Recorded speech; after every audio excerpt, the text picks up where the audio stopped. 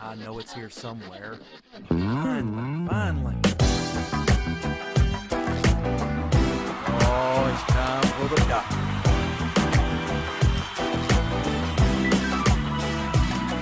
You're listening to Dr. Bill, the computer curmudgeon. Take it away, Doctor.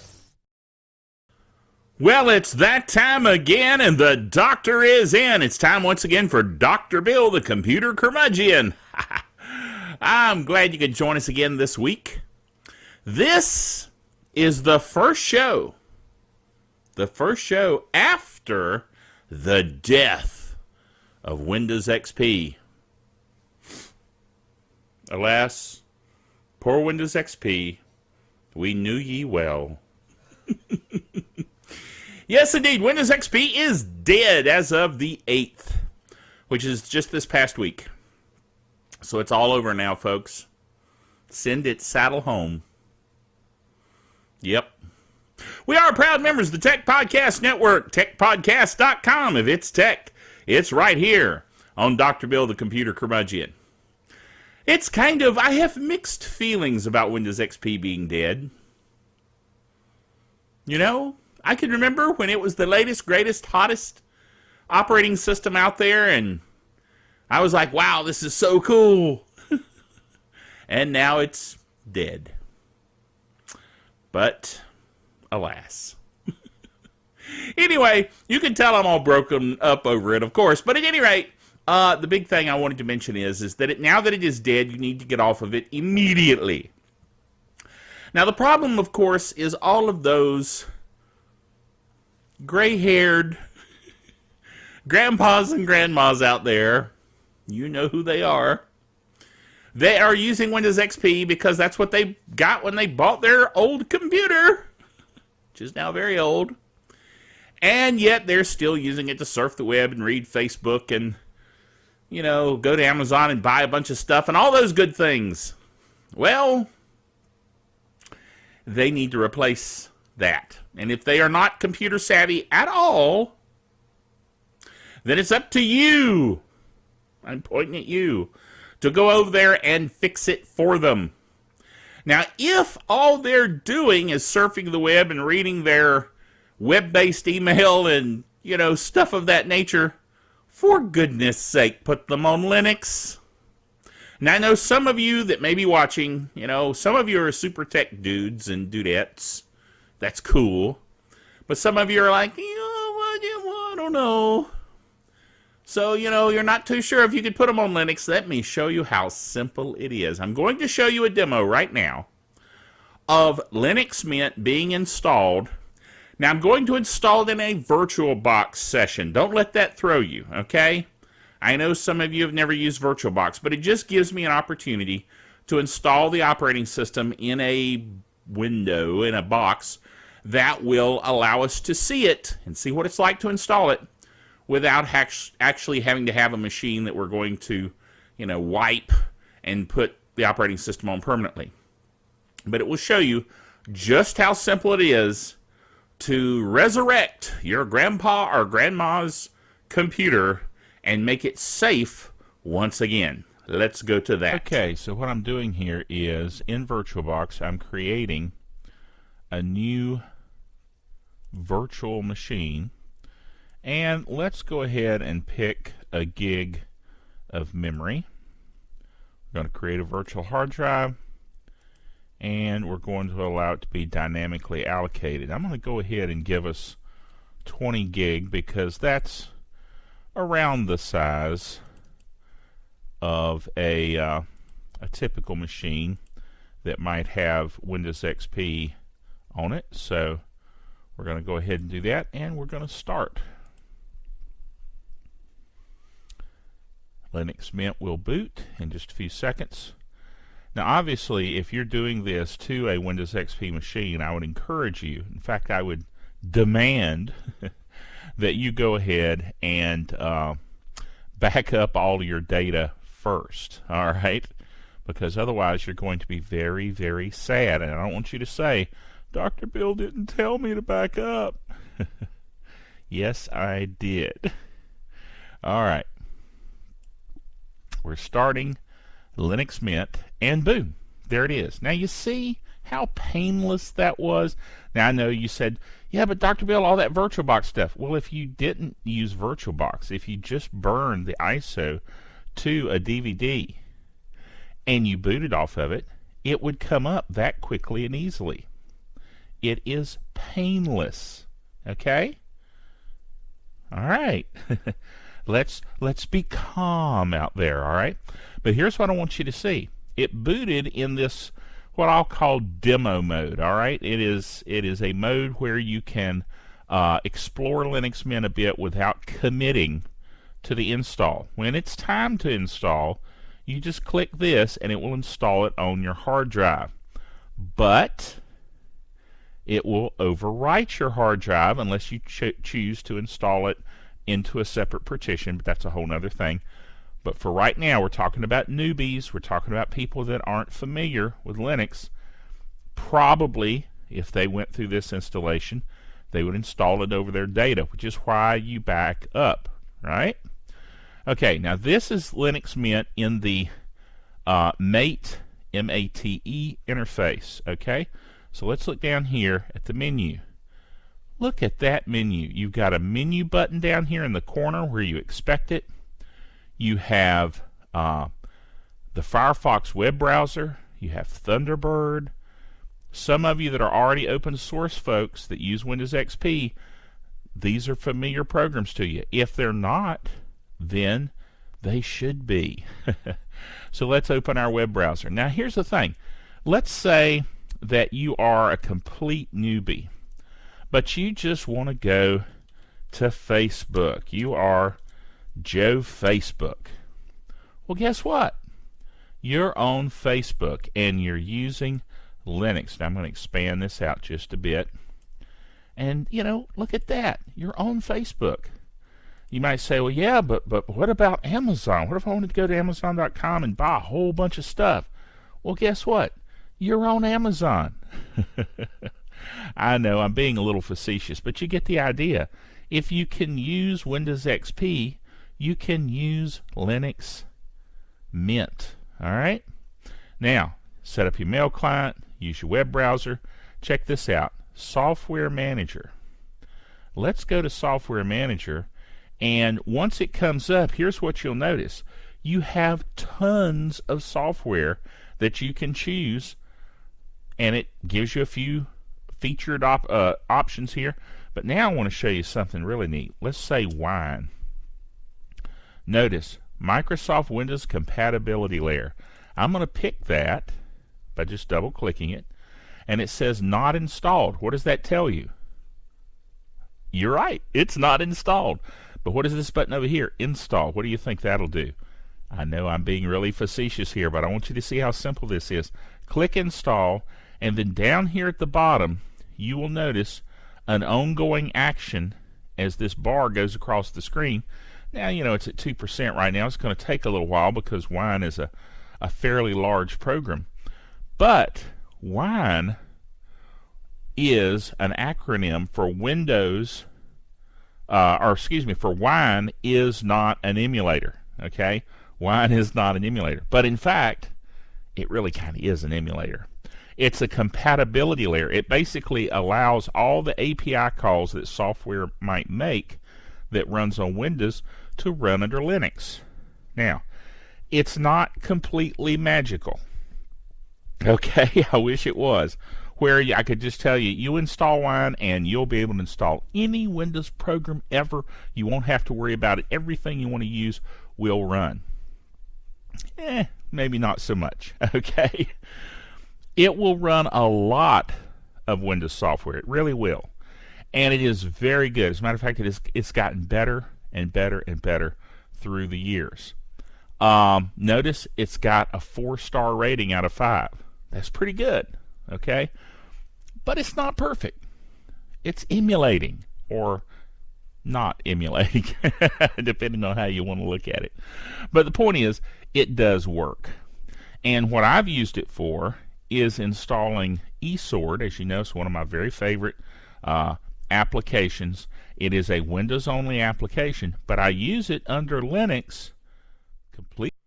All right. You see how simple and easy that was? I mean, come on, folks.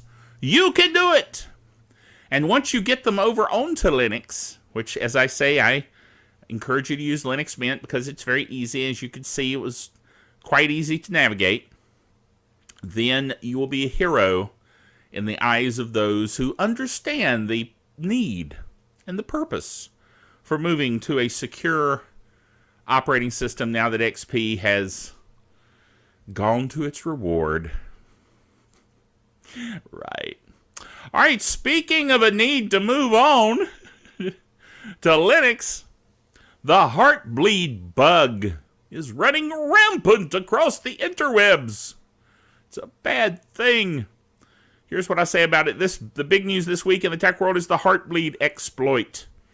OpenSSL is used by many websites to secure their web traffic. Secure Socket Layers, or SSL, provides encryption for websites to encrypt and protect the flow of data.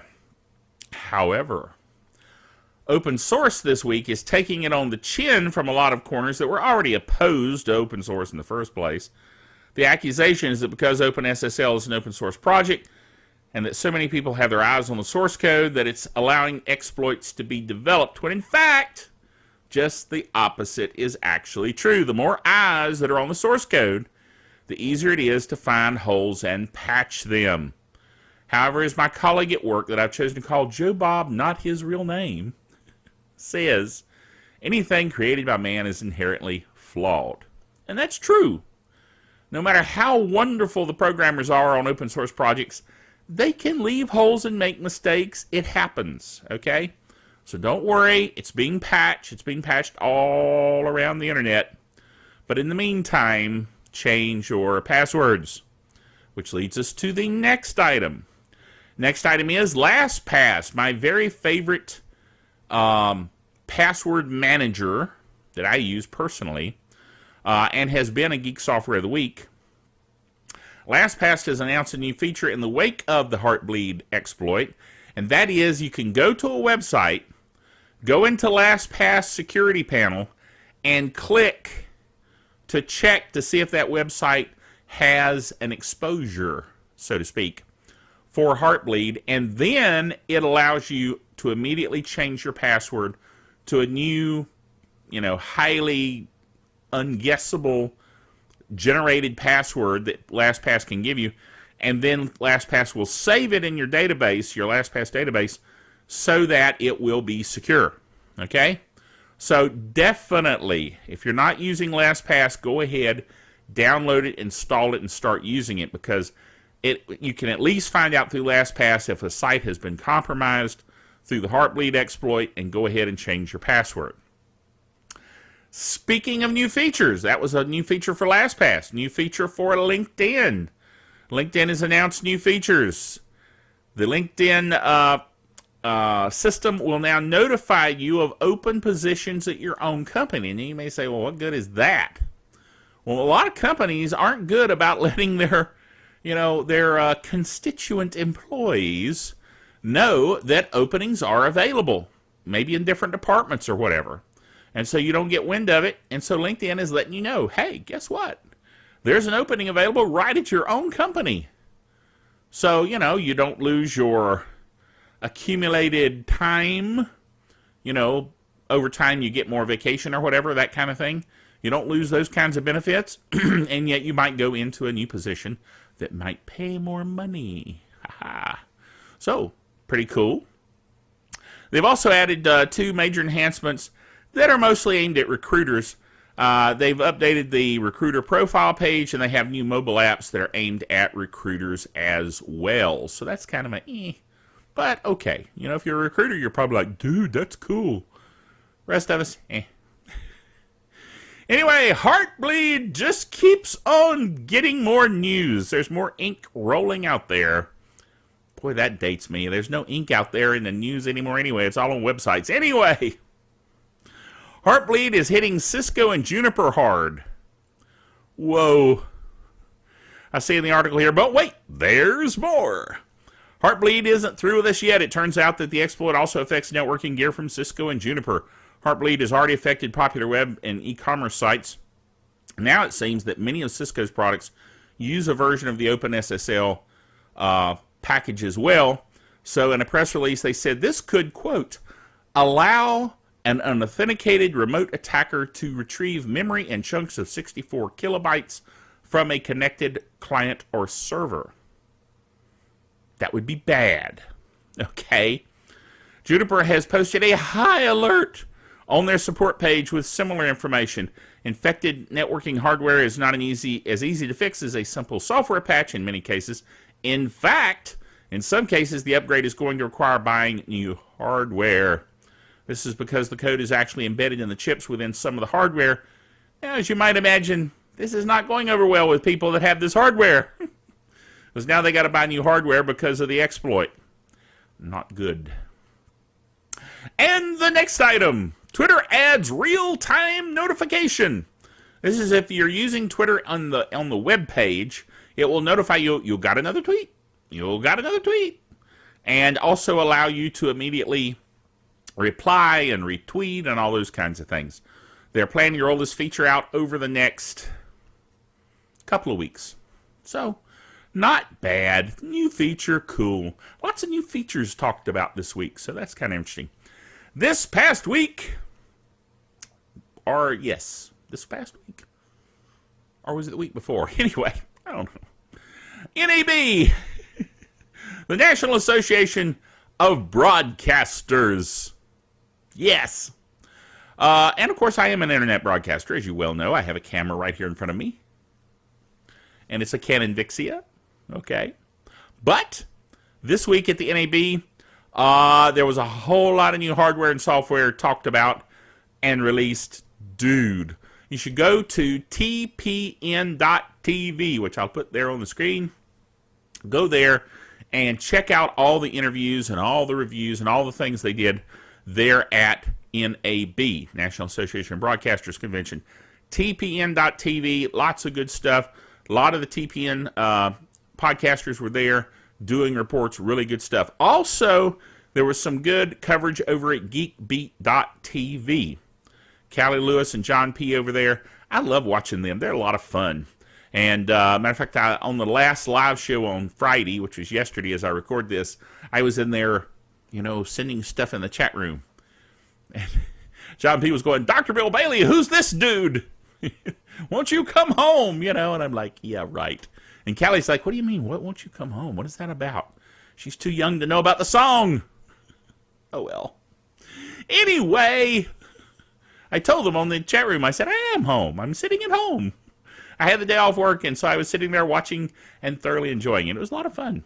Anyway, but GeekBeat has good coverage as well of NAB, and particularly, I want you to go and check out the Blackmagic Designs new cameras. Dude, I was blown away by these cameras. They are studio cameras, broadcast quality studio cameras. And they had a standard HD camera for under $2,000. Dude. Now, when I say standard HD, I'm talking 1080p HD, okay? They've got an Ultra HD camera coming next few months, which Ultra HD is what some people call 4K, which is hugely resolution awesomeness. So anyway, they've got that. That's going to be under $6,000. I mean, okay, for you and me, that's a lot of money. My camera was around $500. But for a studio camera, broadcast quality studio camera, 3-chip official camera, dude, it's awesome. So great price point on that. Great features. Really, really great features. You need to check it out. Whoa! Yes, Fred! Geek Software of the Week time. Fred loves to play the drum roll. Fred's my virtual friend who helps me out on such things. Way to go, Fred. I appreciate you. I really do. No, really. Anyway, Geek Software of the Week this week. EASUS, I think is how this is pronounced. I can't even pronounce pronounced.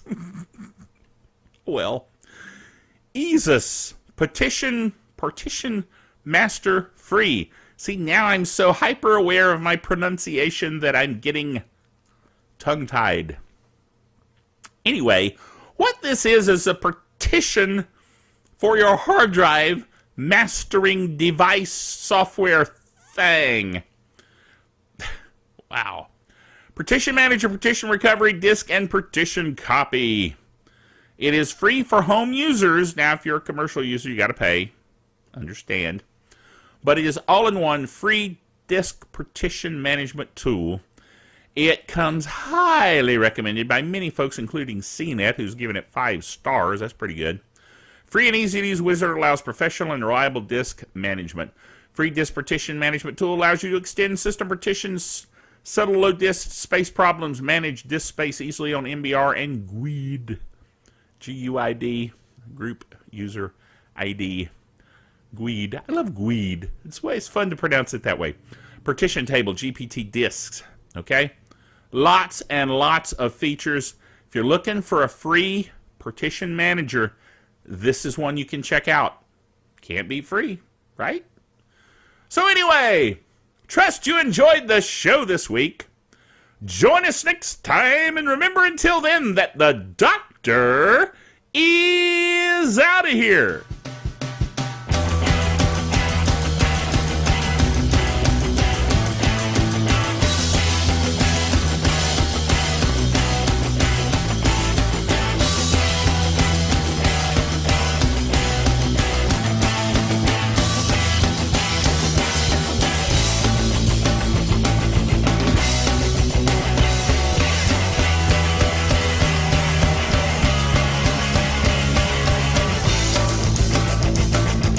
Dr. Bill, the Computer Curmudgeon, is a production of DrBillBailey.net with all the honors, rights, and privileges thereunto appertaining.